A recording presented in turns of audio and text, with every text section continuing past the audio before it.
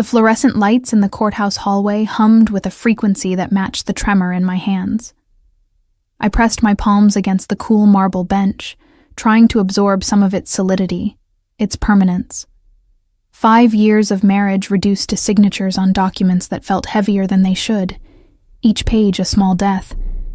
The elevator doors opened with a mechanical sigh, and there he was. Derek stepped out wearing the charcoal suit I'd helped him pick out for his promotion last year, the one he'd probably worn to meet her. Them, however many there had been. His lawyer, Marcus Friedman, followed like a well-dressed shadow, briefcase swinging with practiced efficiency.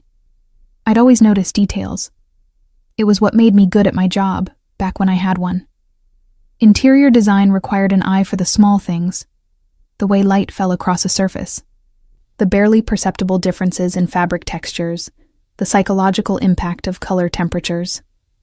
Now, that same attention to detail had become a curse. I noticed everything about Derek that I'd spent 5 years memorizing, and everything that had changed since I discovered the affair. The way his wedding ring was already gone, leaving no tan line because he'd probably stopped wearing it months ago. The faint smell of a different cologne, sharper and more expensive than the one I used to buy him. The ease in his shoulders, as if signing away our marriage was just another business transaction. Vivian. His voice carried the same casual warmth he used with colleagues. Not cold enough to be cruel. Not warm enough to suggest regret. Just neutral. As if I were a pleasant acquaintance he'd run into at a coffee shop. Derek? I kept my own voice steady, proud when it didn't crack. Marcus, this is my wife. Soon-to-be ex-wife, I should say. He actually smiled when he said it, that easy charisma that had first attracted me at a gallery opening 7 years ago. Vivian, you remember Marcus. He handled the prenup.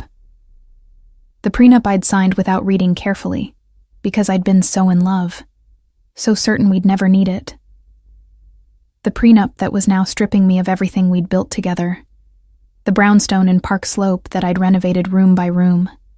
The vacation property in the Catskills. Even the joint savings account that I'd contributed to equally despite taking 3 years off to support his career transition. Let's make this quick, Marcus said, pulling documents from his briefcase with the efficiency of someone who'd done this 1,000 times. Mrs. Aldridge, your attorney isn't present?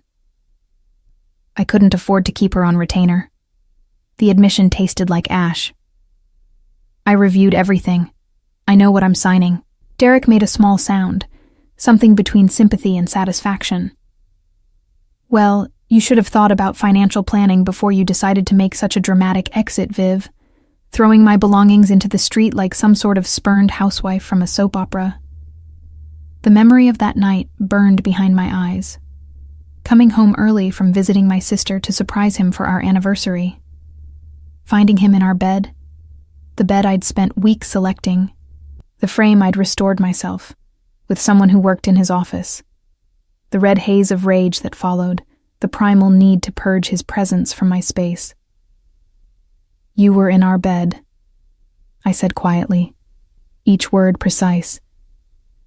With someone who wasn't your wife.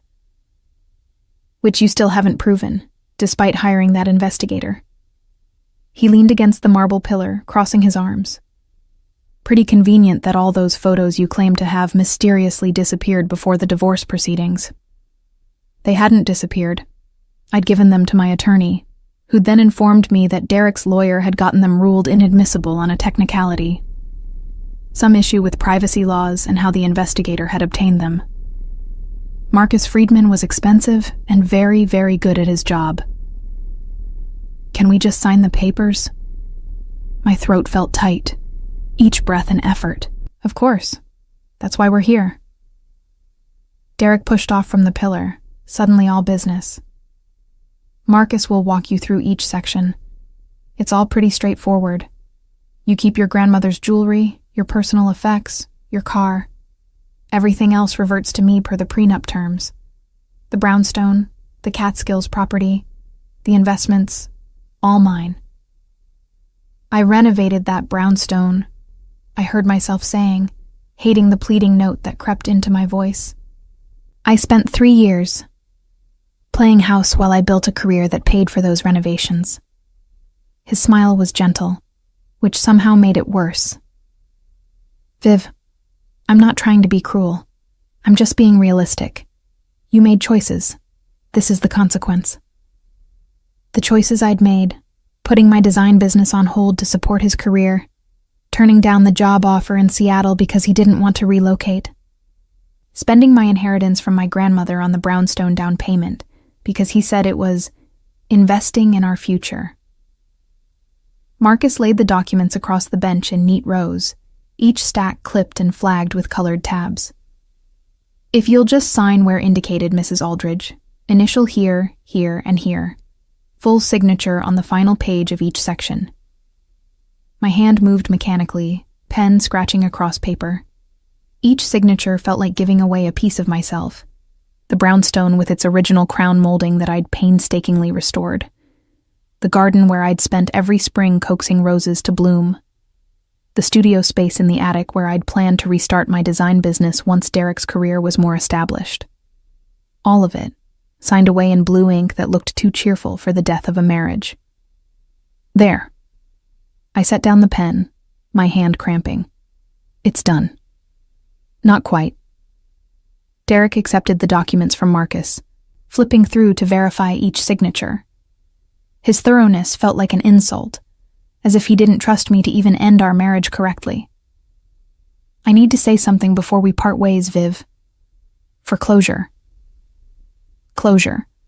As if this were a business deal being finalized, a project being completed, rather than the dismantling of everything I'd built my adult life around. I don't think... I began. But he was already talking, that familiar confidence in his voice that used to make me feel safe, and now just made me feel small. You need to understand something. What happened between us, it wasn't working for a long time. You became so focused on the house, on your little design projects, on creating the perfect domestic space. You stopped being the woman I married, ambitious, exciting, spontaneous.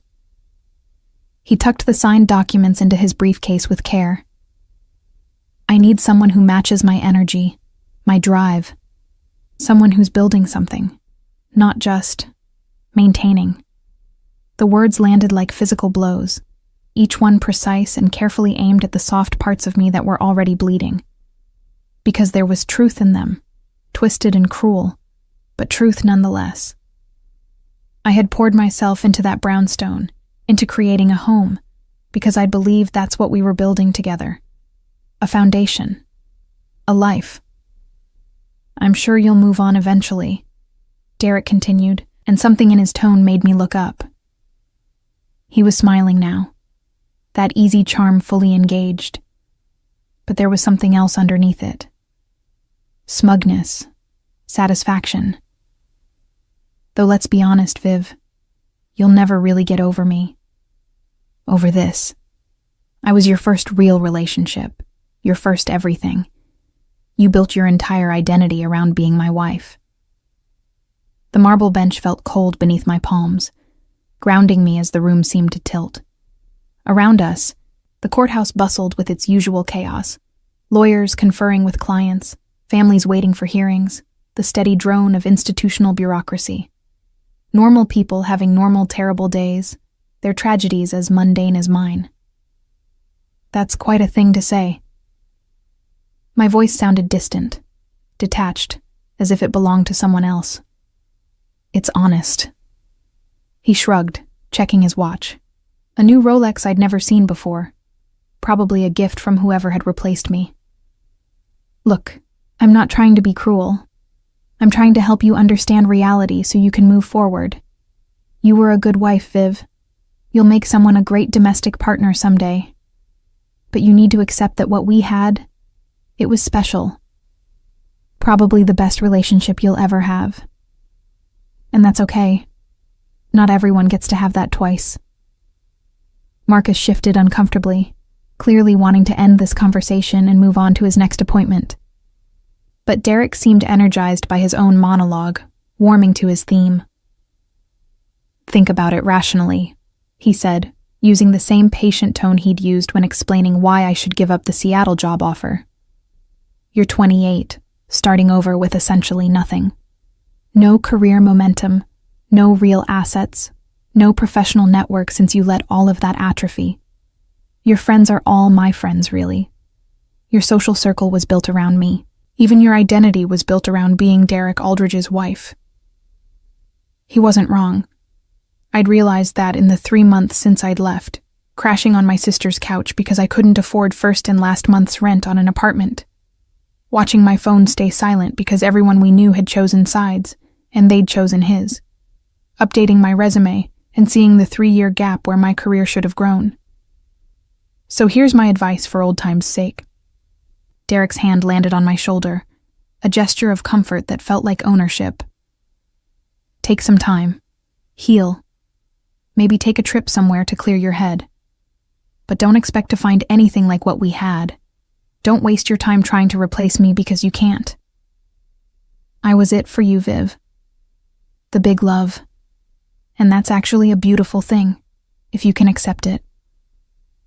He squeezed my shoulder once, then released it, already turning away. Marcus will file everything tomorrow. You should be officially divorced within 30 days. Good luck with everything, Vivian. I really do wish you the best. And then he was gone, striding toward the elevator with Marcus in tow, leaving me alone on the marble bench surrounded by the ghosts of signatures and the echo of his words. "You'll never get over me." The phrase repeated in my mind like a mantra, like a curse. And the worst part was that sitting there in that courthouse hallway, watching him disappear behind closing elevator doors, I believed him.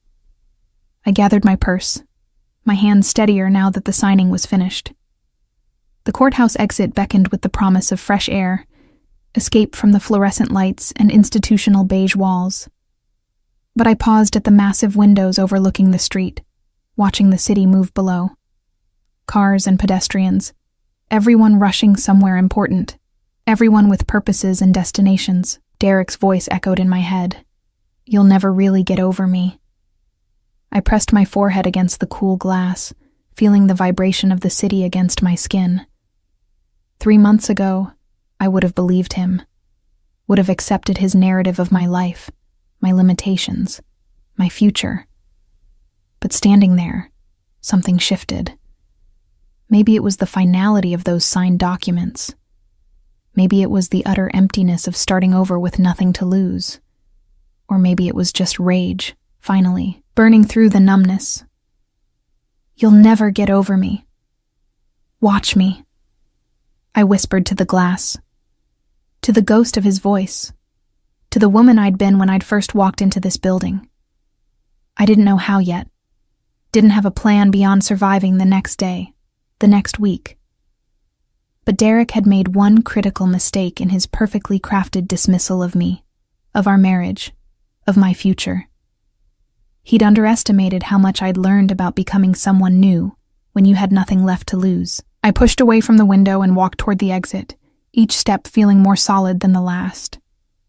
The afternoon sun hit my face as I stepped outside, warm and real and mine. The divorce was final. My old life was over, which meant, for the first time in 5 years, I was free to become anyone at all.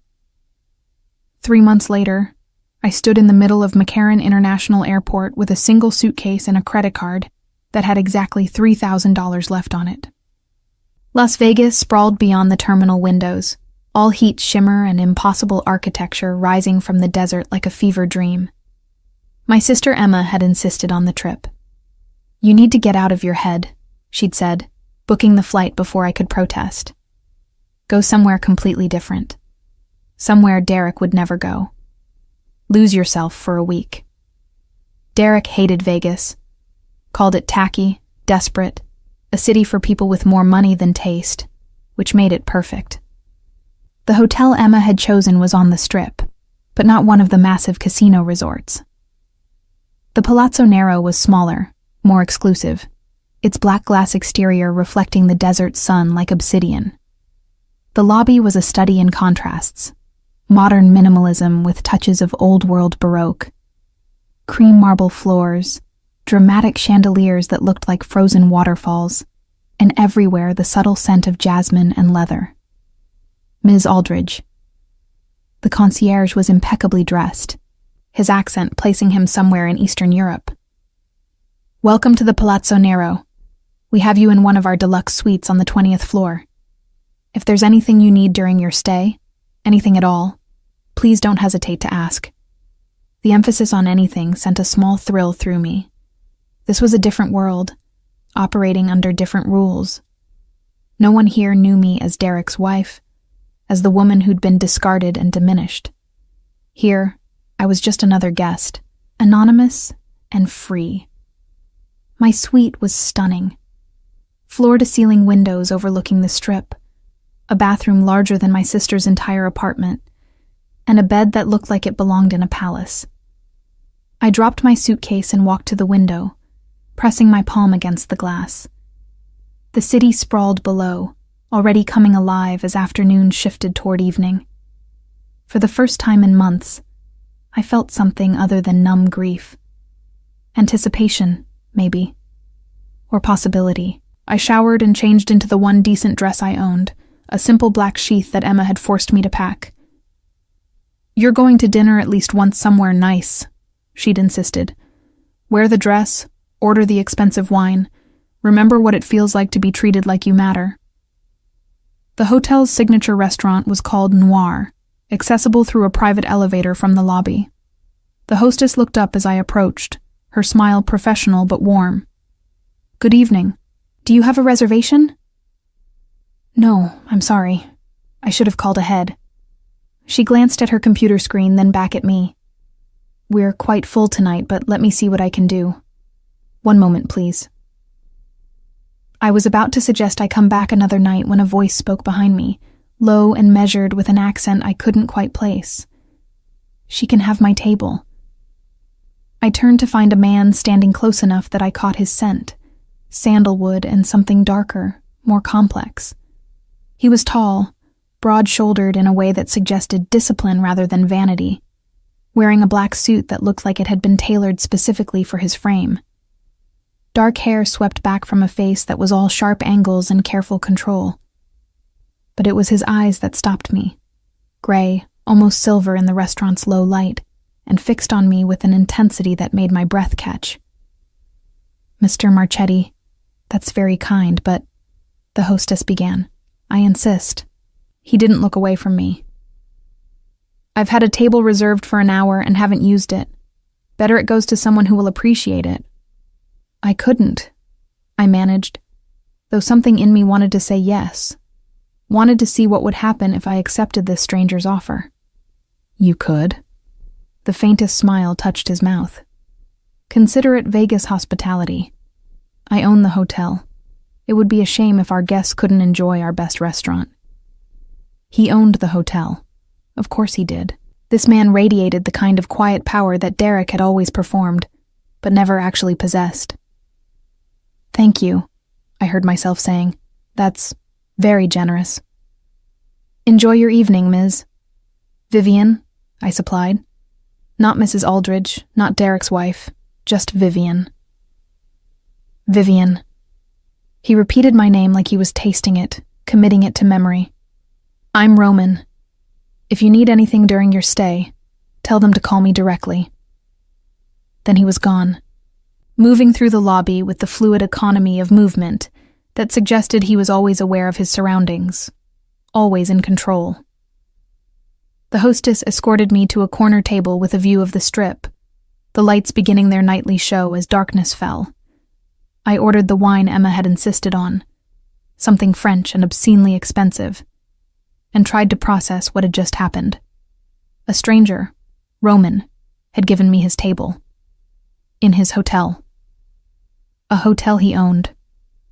The wine arrived, and I took a sip, letting the complexity of flavors ground me. Cherry and oak and something smoky. It tasted like money and confidence and everything my life with Derek had pretended to be, but never was. "How is it?" I looked up to find Roman standing beside my table, hands in his pockets, that same careful control in his posture. "It's perfect," I said honestly. "May I join you for a moment? I promise not to intrude on your dinner." I should have said no. Should have maintained the safe distance of grateful guest and generous owner.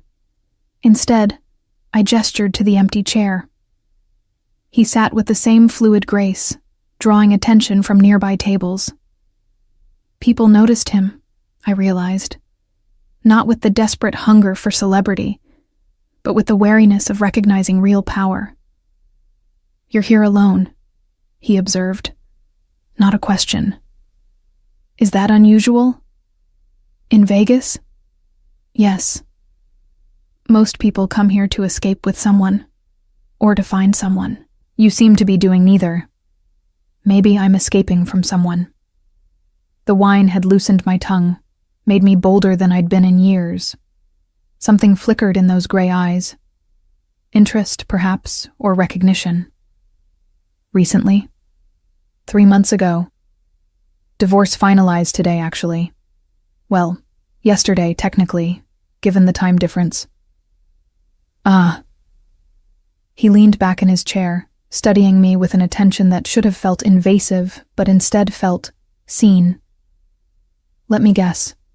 He was conventional, ambitious, image-conscious. Probably worked in finance or law. He made you feel small, convinced you that his vision of your life was the only one that mattered. I stared at him, stunned by the accuracy. "You've met my ex-husband?" "I've met many men like him." Roman's voice held contempt, carefully modulated but unmistakable. "They collect beautiful things, art, cars, wives, and then grow bored when those things don't remain exactly as they imagined them. It's a particular kind of weakness, mistaking control for strength." The waiter arrived with my appetizer, and Roman ordered whiskey without looking at the menu. We sat in comfortable silence while I took a bite of the most perfect scallop I'd ever tasted. "Why did you give me your table?" I asked finally. "Because you looked like someone who needed to remember she deserved good things." He said it simply, as if it were obvious.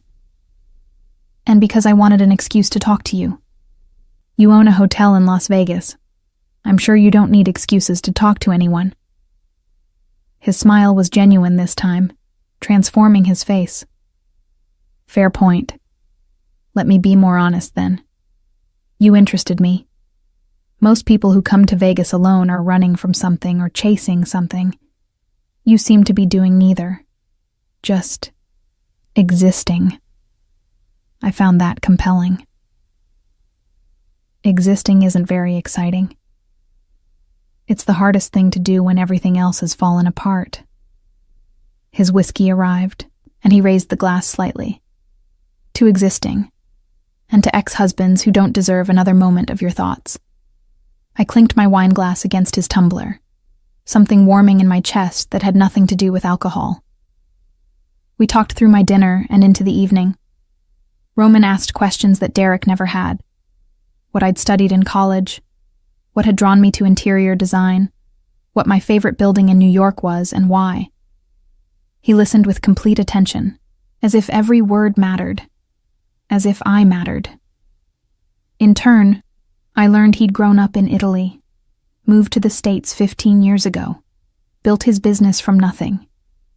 He collected modern art, preferred architecture to people, and thought Vegas was the perfect American city because it was honest about what it was. Most cities pretend to be something noble. Cultural capitals, financial centers, historical monuments, he explained. Vegas admits it's about pleasure and risk, and the beautiful disaster of human nature. I respect that. The restaurant was closing when I finally checked my watch, shocked that 4 hours had passed. Roman walked me to the elevator, his hand resting lightly on the small of my back, a gesture that Derek had used to steer and control, but that Roman made feel protective. "Thank you for letting me intrude on your evening," he said as the elevator arrived. "Thank you for the table. And the conversation. Vivian." He said my name again, and I loved the way it sounded in his accent. Slightly different, more substantial. Would you have dinner with me tomorrow? Properly this time, not just stealing time in my own restaurant. I should have said no. Should have maintained boundaries. Remembered that I was here to heal, not to leap into something new. But standing there, with Roman's gray eyes holding mine and the ghost of Derek's voice echoing, "You'll never get over me," I felt something shift. "Yes," I said. "I'd like that." His smile was slow, satisfied. "Good. I'll pick you up at 7. The elevator doors closed on his face, and I rode up to my floor feeling lighter than I had in months. This was probably foolish, probably reckless, probably exactly what Emma had meant when she'd said lose yourself for a week. But when I walked into my suite and saw my reflection in the window, flushed, eyes bright, alive, I didn't recognize the woman staring back at me. And that felt like progress. Roman picked me up at 7 precisely, dressed in a different black suit that somehow made the previous one look casual. He drove a Maserati that handled the Vegas Strip traffic with the same fluid grace he brought to everything else, navigating toward the outskirts of the city, where the neon faded into desert darkness. "Where are we going?" I asked, watching the lights recede behind us. "Somewhere we won't be interrupted." He glanced at me, reading my tension. "I promise you're safe, Vivian. I just thought you might appreciate a break from the noise." The restaurant was built into the side of a canyon, glass walls offering views of the desert floor below. It was small, maybe 8 tables, and apparently required reservations months in advance.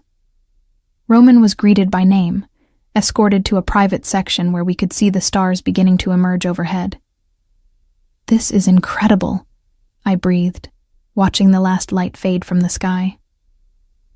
"I thought you'd appreciate good design. The architect is a friend. He specializes in buildings that work with landscape rather than against it." Over dinner, our conversation deepened. Roman asked about my marriage not with prurient curiosity, but genuine interest in understanding who I'd been, who I was becoming. I found myself telling him things I hadn't told anyone. How Derek had slowly eroded my confidence, convinced me my career was a hobby, made me believe that supporting his success was the same as building my own. He was very good at making his needs seem like our needs, I explained, pushing gnocchi around my plate. By the time I realized what was happening, I'd already given up so much that starting over felt impossible. "But you did it anyway." Roman's voice held something that might have been respect. "You left. I didn't have a choice. Once I saw him with her, in our bed, I couldn't unsee it. Couldn't pretend anymore. Most people find ways to pretend. It's easier than blowing up your life." "Have you ever been married?" I asked, deflecting from my own pain. He was quiet for a moment, swirling wine in his glass.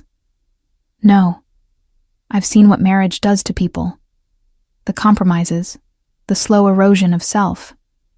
I decided early that I wasn't built for it. That's lonely.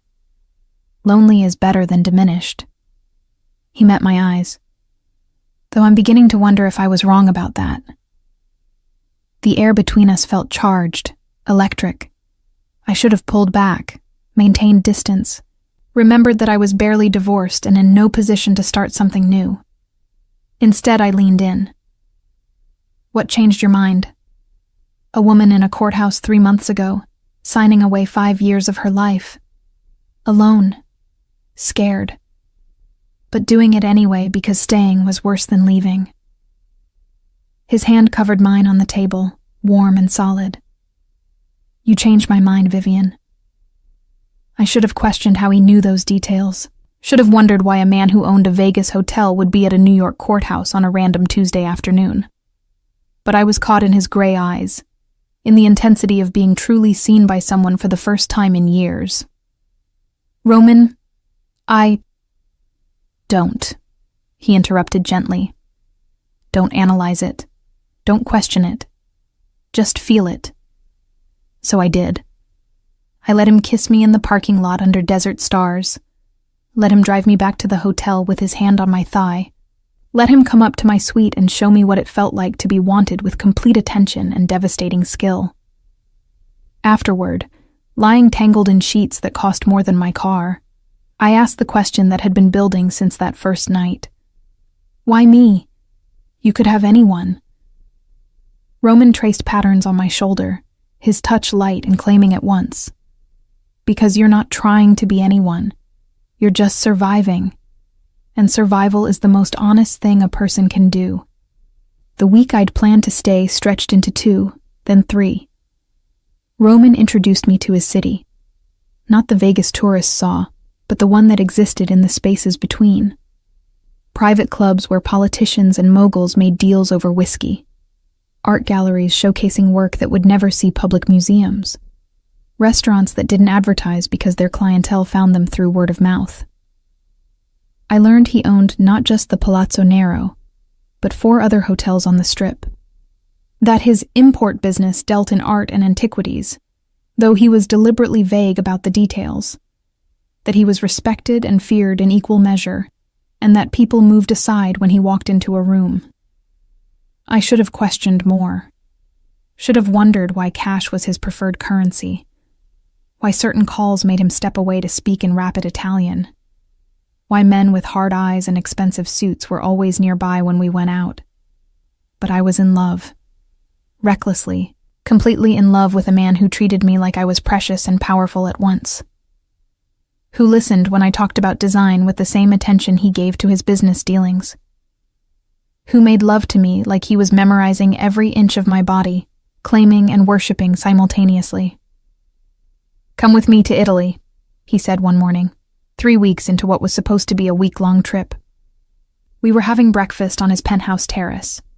Because of course he had a penthouse above the hotel. Of course it was stunning. "I have business in Milan, but afterward we could go to the coast. I want to show you where I'm from." "Roman, I can't just..." "Why not?" He set down his espresso, giving me his complete attention. "What's waiting for you in New York? Your sister has her own life. You have no job, no home. Derek took everything. So why not take something for yourself?" He was right. I had nothing to go back to except the slow work of rebuilding a life I wasn't sure I wanted anymore. And here, in Vegas, in Roman's world, I felt alive, wanted, powerful. "Okay," I heard myself saying. "Yes, let's go to Italy." His smile transformed his face, and he pulled me into his lap, kissing me until I forgot every reason this was probably a terrible idea. We flew private, my first time in a jet that wasn't commercial.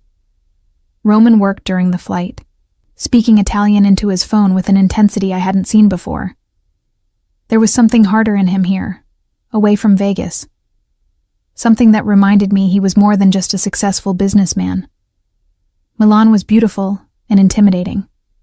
Roman's business involved meetings in back rooms of exclusive restaurants, conversations in rapid Italian that I couldn't follow.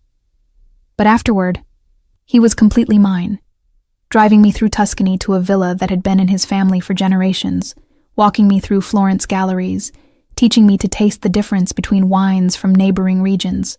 "My family was poor when I was growing up," he told me one night, watching sunset from the villa's terrace. "My father worked construction, my mother cleaned houses. They wanted me to be a doctor, something respectable and safe. What happened? I realized that respectability was for people who had nothing else to offer. I wanted power. Real power. Not the kind that comes from degrees and credentials, but the kind that makes people step aside when you enter a room. And you got it. I took it." He turned to face me, his expression serious. "I'm not a good man, Vivian. I've done things that would horrify you, but with you, I want to be better, want to deserve you."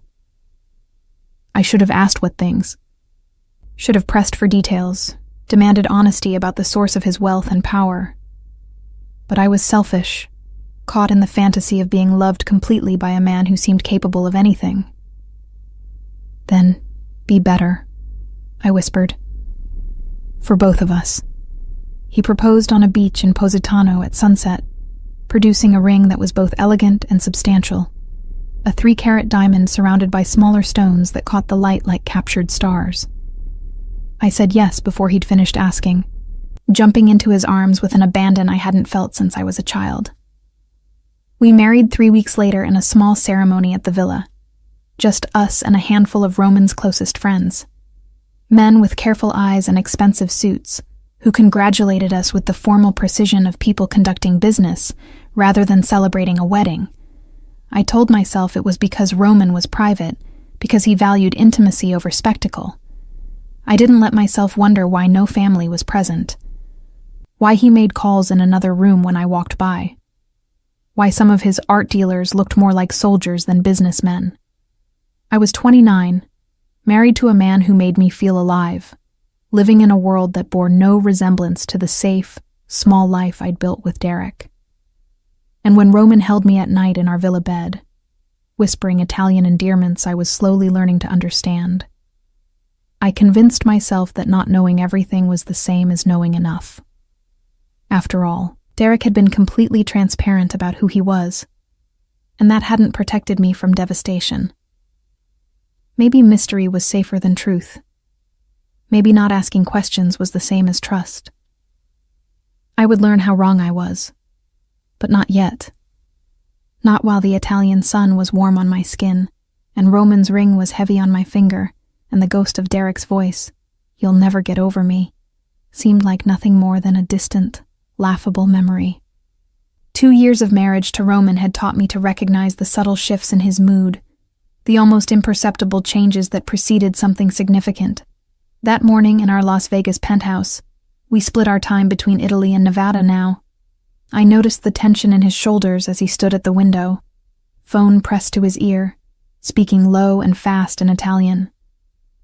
I'd learned enough of the language to catch fragments, a name I didn't recognize, the word problem. And then, surprisingly, Derek. My ex-husband's name in Roman's mouth sent a chill through me. In 2 years, we'd never discussed Derek beyond those initial conversations. Roman knew the basics, the divorce, the betrayal, the humiliation. But I'd never mentioned Derek's full name, never wanted to poison my new life with memories of my old one. So how did Roman know it? And why was he talking about him now?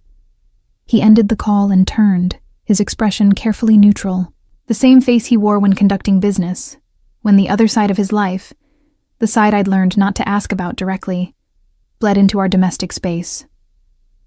"Buongiorno, cara." He crossed to kiss me, and I tasted espresso and something else. Concern, perhaps, or calculation. "Who's Derek?" I asked, deciding against pretense. Roman's gray eyes studied me, and I could see him weighing options, deciding how much truth to offer. "Your ex-husband. He's been making inquiries." My stomach dropped. "What kind of inquiries?" "About you, about me, about how a woman who left her marriage with nothing is now living in a penthouse and splitting time between continents." He poured coffee with steady hands, but I noticed how carefully he measured his words. He's been asking questions of people who don't appreciate questions. What does that mean? It means Derek has been trying to leverage information about us, about me specifically, to some business associates of mine, suggesting that he has something they might want, details about your past that might prove interesting. The way he said interesting made my skin crawl. What kind of details could he possibly have? Roman handed me the coffee, then sat across from me at the breakfast table. Sunlight streamed through floor-to-ceiling windows, casting everything in stark clarity. "That depends. Is there anything from your marriage I should know about? Anything Derek might use as leverage?" "No." I searched my memory frantically. We had a conventional marriage, boring even. I decorated our home, supported his career, attended dinner parties. There's nothing scandalous or useful there. Then he's bluffing. Roman relaxed slightly, trying to create value from nothing. It's what desperate men do when they've exhausted other options. Why would Derek be desperate? He won the divorce, got everything he wanted. Did he? Roman's smile was cold. He got assets, property, investments.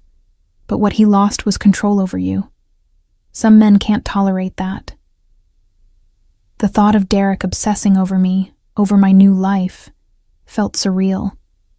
He'd been so certain I'd never move on, never build anything bigger than what we'd had. The idea that my success might bother him hadn't occurred to me. "What are you going to do?" I asked carefully. "I'm going to have a conversation with him."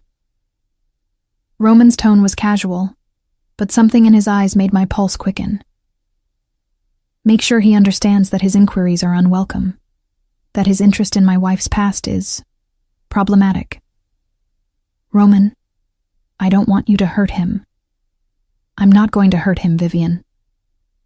He reached across the table, capturing my hand. I'm simply going to explain certain realities. Derek operates in a world of lawyers and contracts and civilized competition. He thinks those rules apply everywhere. I'll help him understand they don't. I should have pressed harder, should have demanded specifics about what kind of conversation Roman planned. But part of me, the part that still carried Derek's words like scar tissue, wanted to know that someone was protecting me, that I wasn't alone and vulnerable anymore. When? I asked. This week. He's in Vegas, interestingly enough. Probably thought he'd confront you directly, make some dramatic scene. Roman's expression darkened. He won't get that chance. I spent the next 3 days in a state of low-grade anxiety, waiting for Roman to mention the meeting, to tell me what had happened. But he said nothing, carrying on with his usual business, calls with associates, meetings at the hotel, dinners with men whose exact role in his empire I'd learned not to examine too closely. On the 4th day, I woke to find Roman already dressed, standing at the window with his phone, that same tense posture from earlier in the week. "Effato," he said into the phone. "It's done." Then, listening, "No, he won't be a problem anymore." My blood ran cold. "Roman?" He turned, ending the call. "Buongiorno, I didn't mean to wake you." "What's done? What were you talking about?" He crossed to the bed, sitting on the edge. "Derek, I had the conversation I mentioned. He's been encouraged to redirect his attention elsewhere." "What does that mean?" My voice rose despite my attempt at control. "What did you do to him?" "Nothing he didn't bring upon himself." Roman's voice was calm, measured. "He came to Vegas with documentation he claimed proved you'd known about my business operations before we married, that you were complicit in certain activities. It was all fabrication, of course, but he was shopping it to anyone who might pay for information about me." Horror washed through me. He was trying to implicate me in your business? He was trying to create leverage, to force you back into his orbit by making you dependent on his silence. Roman's jaw tightened. It was clumsy and stupid and dangerous, for both of you. So what happened? I explained to Derek that fabricating evidence against my wife was inadvisable, that certain parties don't appreciate being leveraged by amateurs, that his continued interest in our lives was creating complications he couldn't imagine. Roman's eyes held mine. He understood. Eventually. Where is he now? I don't know, and neither should you. He stood, smoothing his suit. Derek is no longer a factor in our life, Vivian. That's all that matters. But it wasn't all that mattered. Derek's attempt to insert himself back into my life, to threaten the safety I'd built, change something fundamental. For 2 years, I'd existed in a kind of willful ignorance about the full extent of Roman's world. I'd known he was more than a hotel owner, that his wealth came from sources beyond art dealing and real estate. But I'd never confronted the reality directly. Now I couldn't avoid it. My ex-husband had been handled, had become no longer a problem. In the language Roman used, those phrases had specific meanings, and none of them were good. "Did you hurt him?" I asked directly. "Did your people hurt him?" Roman's expression didn't change. Would it matter if they had? The question hung between us, sharp and inescapable. Would it matter? Derek had betrayed me, humiliated me, tried to use me as a pawn in some scheme against Roman. Did I care if he'd been frightened? Threatened? Worse? "I need to know what happened," I said finally. "No, you don't." Roman moved to the closet, selecting a tie. "You need to trust that I protect what's mine, that I don't allow threats to my family. Beyond that, the details serve no purpose. I'm not a child, Roman. I deserve to know. You deserve to be safe."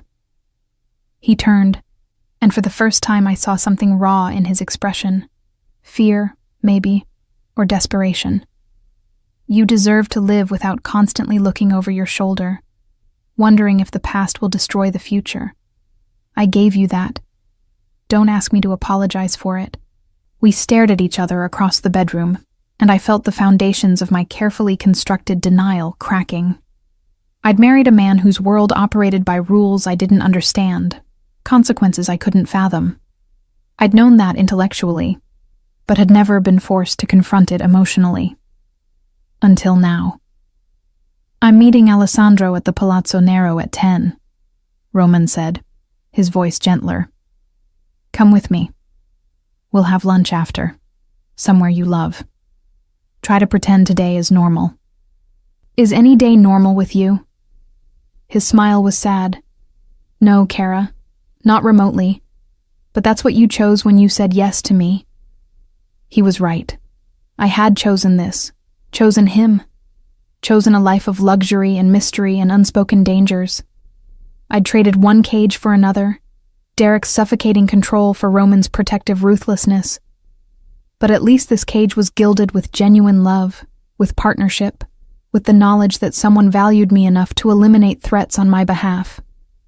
I dressed and went with him to the hotel, playing the role of contented wife through meetings with managers and brief conversations with staff. We had lunch at a French place I loved, talked about redecorating the villa in Positano, discussed possible vacation destinations. Normal conversation. Normal life. Except for Derek's absence hanging over everything, a ghost whose disappearance I was choosing not to investigate. That evening I called my sister for the first time in weeks. Emma answered on the second ring, her voice bright. "Viv, finally. I was beginning to think you'd forgotten my number." "Never. I've just been busy." "Busy living the dream life, you mean? How's Italy? How's Roman?" "Good. Everything's good." I paused, weighing my words. Do you remember Derek's work colleagues? Anyone he might have kept in touch with after the divorce?" "Ugh, why are we talking about him?" She made a dismissive sound. "I haven't thought about that asshole in months." "Why?" "Just curious. Has anyone mentioned seeing him recently?" "Not that I've heard." "Why? Is he bothering you?" "No, nothing like that." I forced brightness into my voice. "Just wondering what he's up to these days." We talked for another 15 minutes, Emma filling me in on her new boyfriend and job drama. But my mind was elsewhere, circling around the question I couldn't quite bring myself to ask anyone who might actually answer it. Where was Derek? And what, exactly, did "no longer a problem" mean in Roman's world? That night, lying in bed next to my husband who had slipped into sleep with enviable ease, I made a decision. I would stop asking questions, would accept the protection Roman offered without examining its cost, would trust that the man who held me with such tenderness wasn't capable of the things my imagination conjured in the darkness. I would choose willful ignorance, choose safety over certainty, choose the gilded cage over the dangerous truth. It was a choice I'd live with for the rest of my life. But lying there in the dark, with Roman's steady breathing beside me, and Derek's fate unspoken between us, I couldn't entirely silence the small voice asking whether I'd escaped one kind of prison, only to enter another. The difference was that this time, I'd walked in with my eyes open. More or less. And I'd chosen the lock myself. 3 years into my marriage to Roman, I'd become someone I barely recognized. Not in a bad way, or at least, I told myself it wasn't bad. I ran the legitimate side of Roman's hospitality empire now, overseeing design and operations for all 5 hotels. My eye for aesthetics, dormant during my marriage to Derek, had been revived and refined. I hired architects, managed renovations, negotiated with artists and suppliers. I was good at it, better than good. In 18 months, I'd increased occupancy rates across all properties by 15%, earned features in Architectural Digest and Condé Nast Traveler. Vivian Marchetti, I'd taken Roman's name with the strange relief of shedding my old identity completely, was becoming known in hospitality circles as someone with impeccable taste and ruthless efficiency. The irony wasn't lost on me. Derek had convinced me my career was a hobby, something to occupy my time between supporting his ambitions. Now I was running a multi-million-dollar operation, and Roman deferred to my judgment on anything involving design and guest experience. "You have the vision," he'd told me when first proposing I take over operations. "I know how to make money. You know how to make people feel like they're somewhere special. Together, we're unstoppable." We were. The Palazzo Nero had become the hottest reservation in Vegas. Roman's other properties in Milan, Barcelona, and Tokyo were following suit. I traveled constantly, splitting time between cities, overseeing renovations, mentoring staff, turning Roman's wealth into something tangible and beautiful.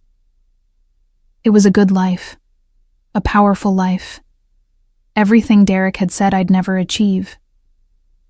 I thought about him sometimes, less frequently now than in those first years, but still. Usually late at night when I couldn't sleep, my mind would drift to the question I'd never fully answered. What had happened to Derek after Roman's conversation? I'd done some searching, trying to maintain plausible deniability while satisfying my curiosity. Derek's LinkedIn had gone dormant 2 years ago. His last known address was in Vegas, the same address where he'd presumably been when Roman had met with him. His phone number no longer worked. His former employer had no forwarding information. It was as if he'd simply vanished, erased from the world with the same efficiency Roman applied to everything else. I told myself he'd probably just moved away, started over somewhere new, the way I had. That Roman had scared him enough to make him disappear voluntarily, to stop his dangerous inquiries and leave us alone. I wanted to believe that. Needed to believe it.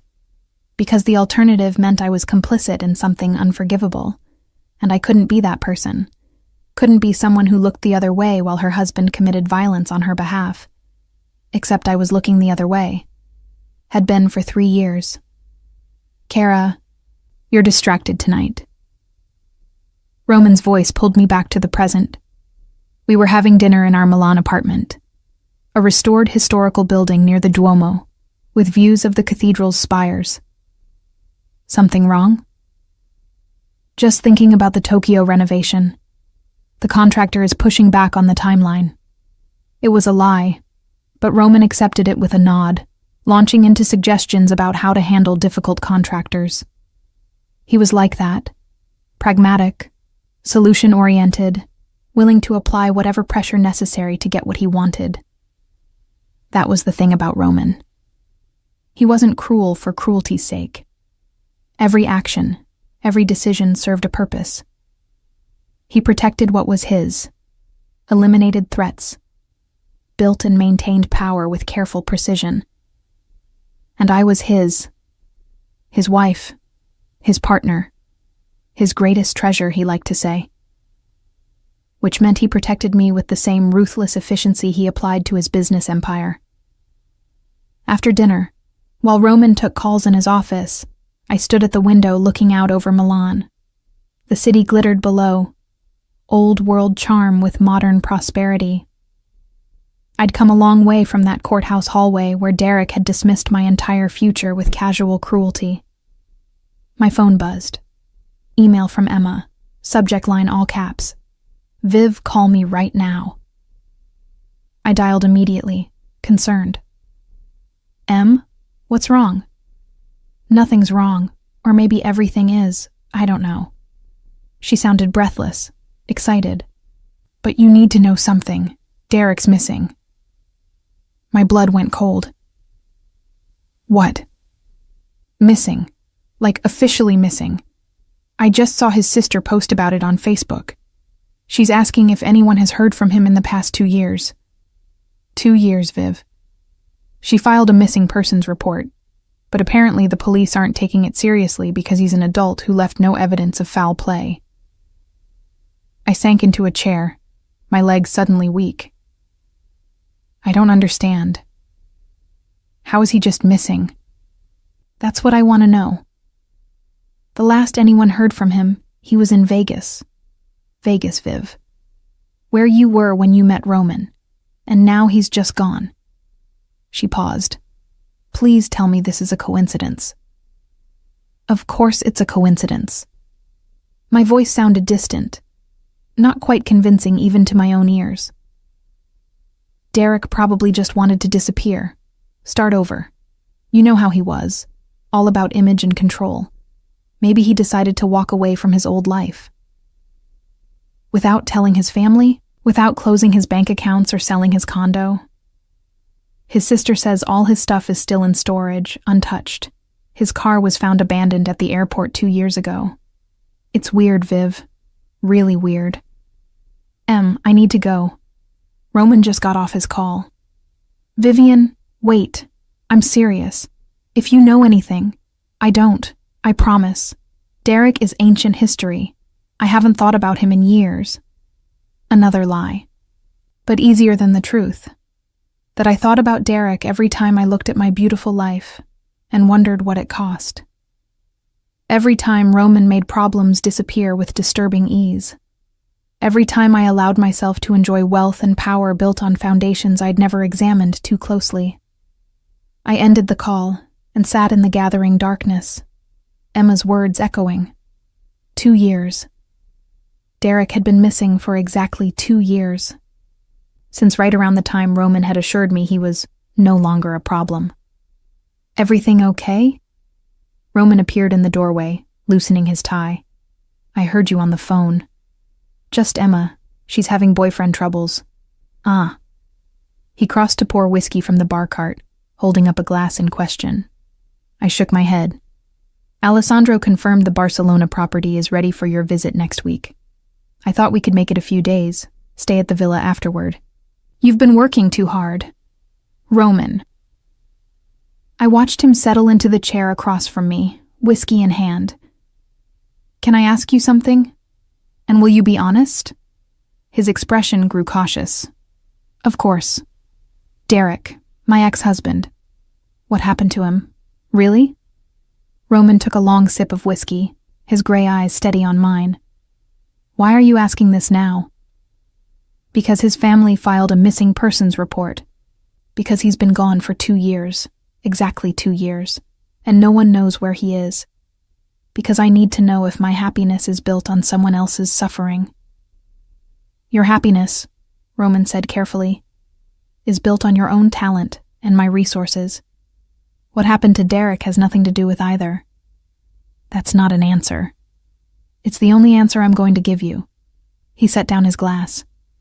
Vivian, I've protected you from certain realities because you don't need to carry that weight. What matters is that Derek can't hurt you anymore. Can't use you or threaten you or make you feel small. Everything else is irrelevant. It's not irrelevant if you killed him. The words hung between us, stark and terrible. Roman's expression didn't change, but something flickered in his eyes. Not guilt, more like resignation. Is that what you think I did? I don't know what to think. That's why I'm asking. He stood, moving to the window where I'd stood earlier, looking out at the city. If I told you yes, he said quietly, If I confirmed your worst suspicions, what would you do? Leave me? Go to the police? Destroy everything we've built? I don't know. Exactly. You don't know because you don't actually want the answer. You want reassurance, absolution, permission to enjoy your life without guilt. He turned to face me. So here it is. Derek Aldridge made choices that put him in danger. He tried to threaten you, to use you as leverage against me. He refused multiple opportunities to walk away. What happened to him was the consequence of his own actions. That's still not an answer. It's the answer you're going to get. Roman's voice was firm now, final. I've given you a life you love, work that fulfills you, security that Derek never could. I've made you powerful.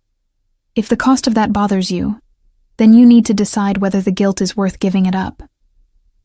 He left the room, and I remained in my chair, staring at the space he'd occupied. He was right, I realized with sick clarity. I didn't actually want a confession. Didn't want the burden of certain knowledge that would force me to act. I wanted exactly what I had, plausible deniability wrapped in luxury. The ability to enjoy my success without examining its foundations too closely. To be powerful without acknowledging that power's price. I was 31 years old. I ran a hotel empire, traveled between beautiful cities, wore designer clothes and expensive jewelry. I had a husband who loved me fiercely, who valued my opinions, who had transformed me from a discarded wife into a woman of substance and influence. And probably, he'd killed my ex-husband to protect me. That night, lying in bed next to Roman, I made my final choice. I wouldn't ask again. Wouldn't investigate. Wouldn't search for Derek or demand answers about his fate. I would accept the protection Roman offered, the power he'd given me, and not examine the cost too closely. It was a choice I'd have to live with. But as Roman's arm tightened around me in sleep, as I looked around at the life we'd built together, I knew I would live with it.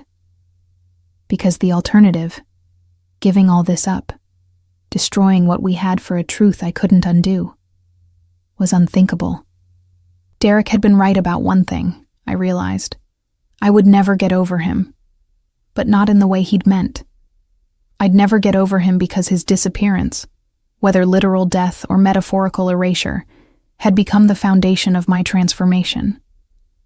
The ghost of Derek's fate would always haunt the edges of my beautiful life, a reminder of what it cost to become powerful.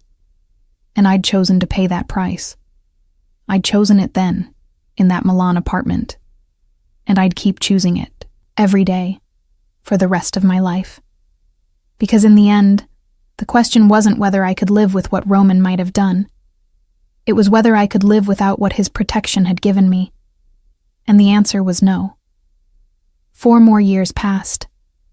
I turned 35 in our villa in Positano, surrounded by friends.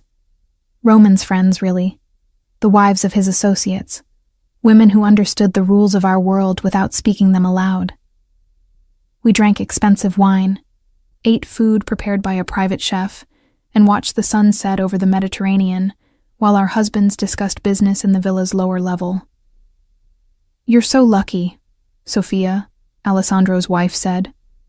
She was younger than me, married only 3 years, still adapting to the complexities of being a mob wife.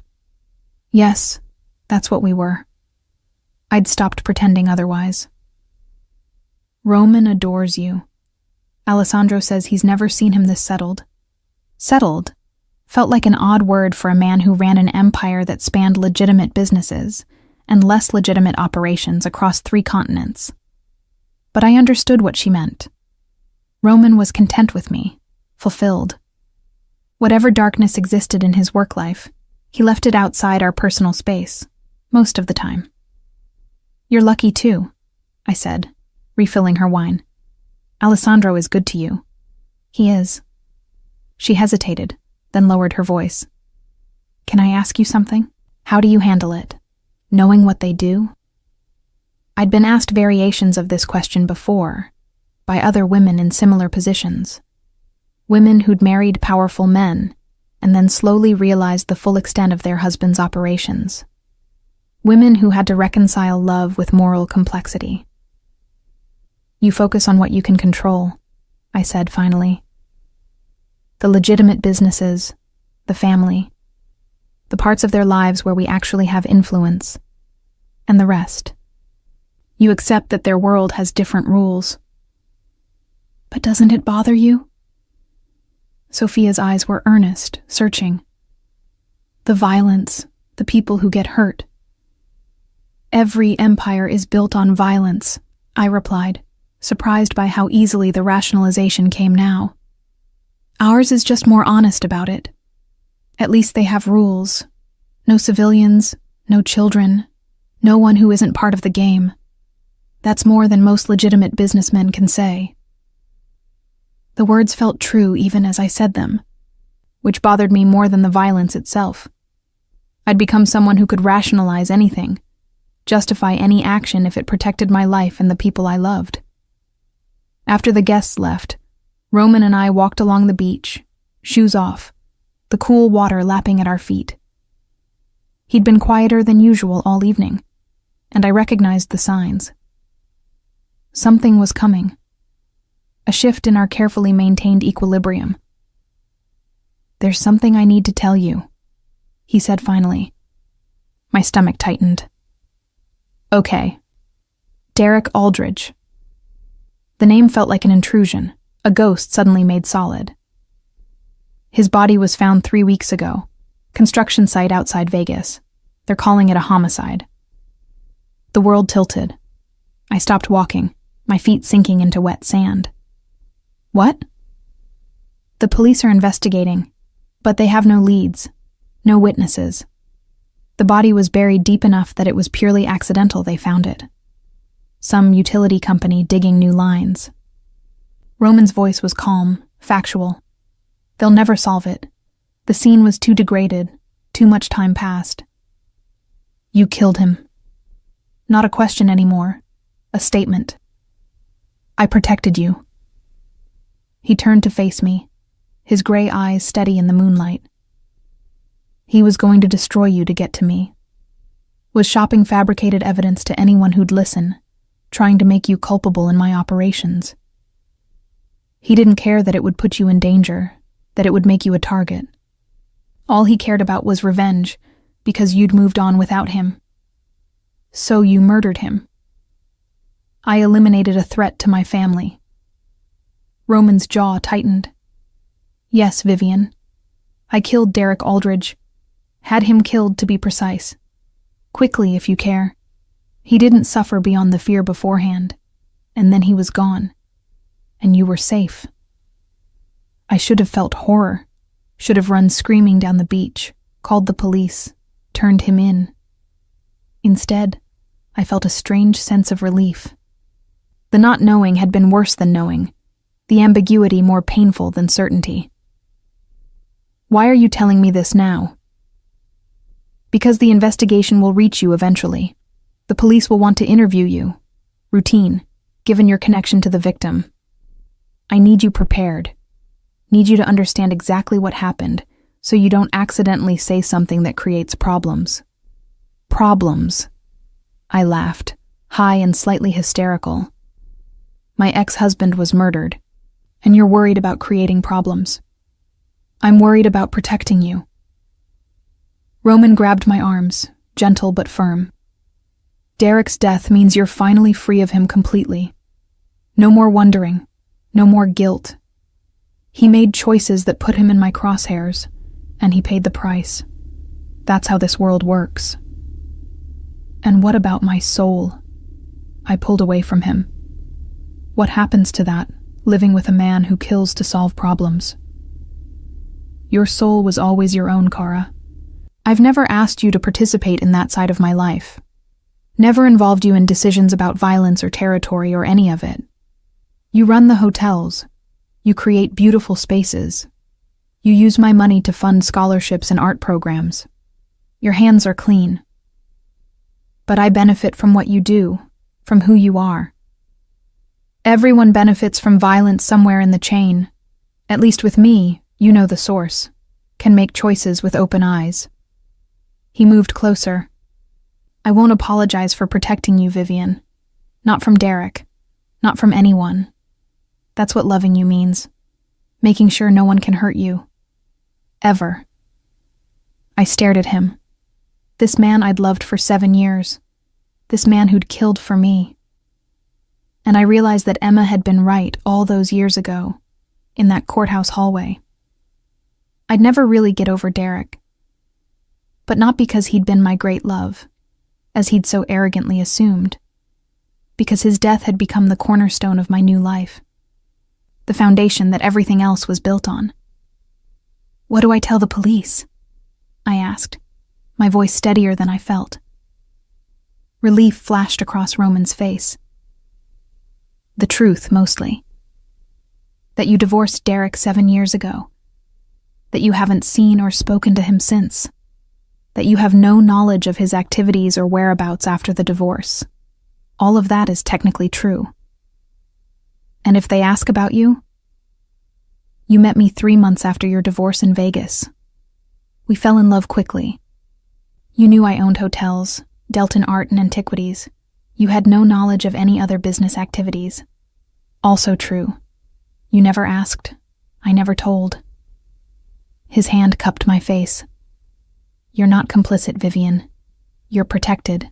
There's a difference. The police came 2 weeks later, as Roman predicted. 2 detectives, polite and professional, asking routine questions in our Las Vegas penthouse, while Roman's lawyer sat beside me. I answered exactly as Roman had instructed, telling truths that omitted the crucial context. Yes, Derek was my ex-husband. No, I hadn't seen him in 7 years. No, I had no knowledge of why he'd been in Vegas, or who might have wanted to hurt him. Yes, I'd been shocked to hear about his death. The lie detector in that last answer was my own surprise at how easily the words came. I had been shocked, not by his death, which I'd suspected, but by the confirmation. By having to confront the reality I'd spent years avoiding. After they left, I stood at the window looking out over the Strip, this city where I'd met Roman, where Derek had died, where my life had transformed from humiliation to power. You did well, Roman said, coming to stand behind me, his arms wrapping around my waist. I lied to the police about a murder. You protected your family. That's different. Maybe it was. Or maybe I'd just become someone capable of enormous moral compromise for the sake of comfort and security. Someone who could rationalize anything if it meant keeping the life I'd built. The investigation went nowhere, as Roman had predicted. Without evidence, without witnesses, Derek's murder became another cold case in a city full of them. His family held a memorial service that I didn't attend, claiming the trauma of our divorce made it too difficult. More lies, but easier ones. A year later, Roman surprised me by acquiring another hotel, this one in New York, walking distance from where Derek and I had lived. The brownstone I'd renovated during our marriage had been sold years ago, but this hotel occupied the same neighborhood, the same streets I used to walk. I thought you'd like to reclaim that space, Roman explained. Make it yours on your terms. I threw myself into renovating the property, transforming it from a tired boutique hotel into a destination. Used every trick I'd learned about design and atmosphere and guest experience, made it the flagship of our collection. On opening night, standing in the lobby I'd created, surrounded by influential guests and critical acclaim, I thought about Derek's last words to me. You'll never get over me. This was the best you'll ever have. He'd been right in a way. I'd never gotten over him. But not because he'd been irreplaceable, or because our marriage had been the pinnacle of my existence. I'd never gotten over him because his death had become the foundation of my power. The secret that bound Roman and me together with unbreakable chains. The price I'd paid, or allowed to be paid on my behalf, for transformation. At 35, I commanded an empire. The hotels bearing my design aesthetic were sought after by celebrities and dignitaries. My name appeared in industry publications, my opinion sought by journalists and competitors. I had wealth, influence, and a husband who would do absolutely anything to protect me, including murder. And I'd chosen to accept that protection, had made peace with blood on foundations I didn't touch directly but benefited from completely, had become someone who could look at a police detective and lie about a murder without hesitation. Derek had been wrong about one thing, though. He hadn't been my peak, my best relationship, my great love.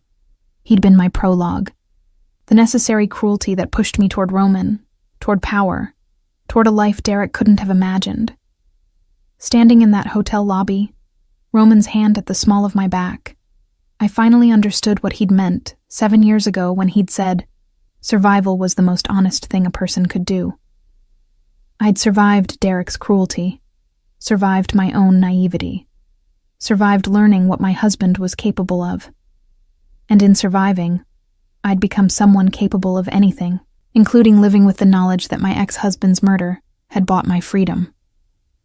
That night, when Roman and I returned to our penthouse and he pulled me close, I kissed him with the fierce gratitude of someone who understood exactly what they'd been given, and what it had cost. Ti amo, I whispered against his mouth. Ti amo, cara. His hands tightened on me. Forever, forever, built on a foundation of violence and silence and choices I couldn't undo. But mine. Finally, completely mine. Derek had predicted I'd never get over him. And standing there in Roman's arms, surrounded by the evidence of everything I'd become, I knew he was right. I'd never get over him. I'd just ascended far beyond him.